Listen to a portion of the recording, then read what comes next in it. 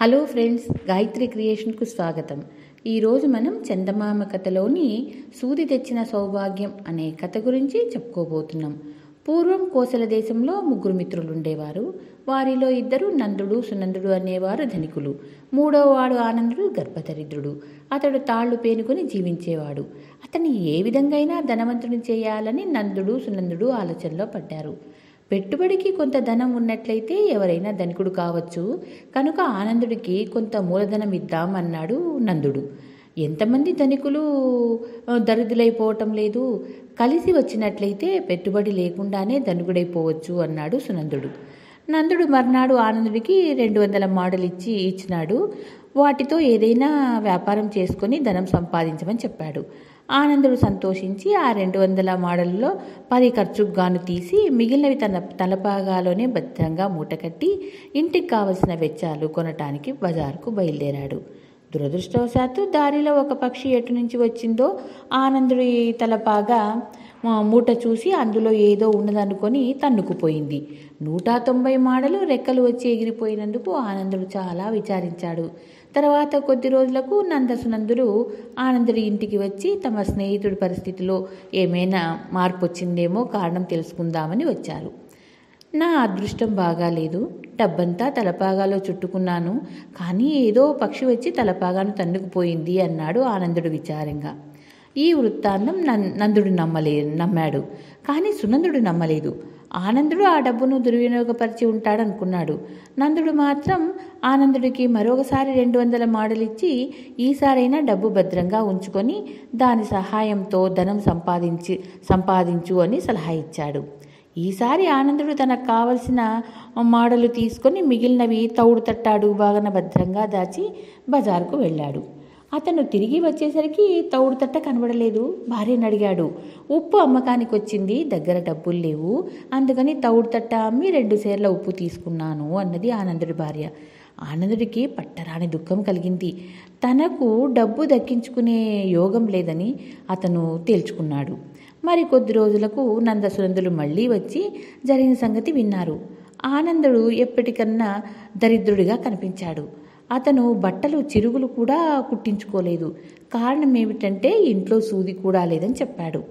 అప్పుడే బజార్లో సూదుల పొట్లం కొన్న సునందుడు ఆనందుడికి ఒక సూది ఇచ్చి, ఇది పెట్టి నీ భార్య చేత చిరుగులు కుట్టించుకో అన్నాడు. ఆ రోజు రాత్రే పక్కింటి బెస్తవాడి భార్య ఆనందుడి భార్య వద్దకు వచ్చి, మీ ఇంట్లో సూది ఉంటే కాస్త ఇస్తావా? రేపు ఉదయమే మా వాళ్ళు వలలు కుట్టుకొని చేపలు పట్టుకోబోతున్నారు, వల బాగు చేసుకోవాలి, వలలో మొదట పడిన చేపలు మీకు ఇస్తానులే అన్నది. ఆనందుడి భార్య ఆమెకు ఇంట్లో ఉన్న సూది అరువు ఇచ్చింది.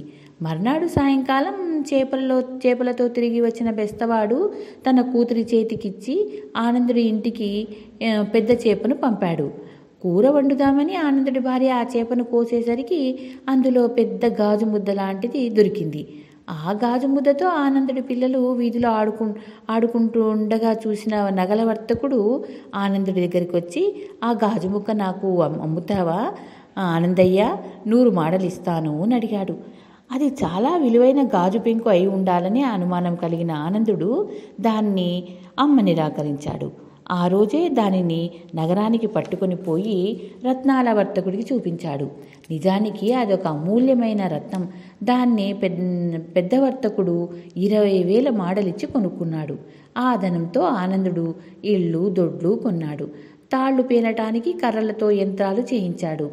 తాళ్ల పరిశ్రమ ఏర్పాటు చేశాడు. ధనికుడైపోయాడు. ఆనందుడు అకస్మాత్తుగా ధనికుడైన వార్త తెలియగానే అతని మిత్రులు ఆనందుడు, సునందుడు అతను చూడ్డానికి వచ్చారు. పెట్టుబడి చేసే ధనికుడవయ్యావు అవునా అన్నాడు నందుడు.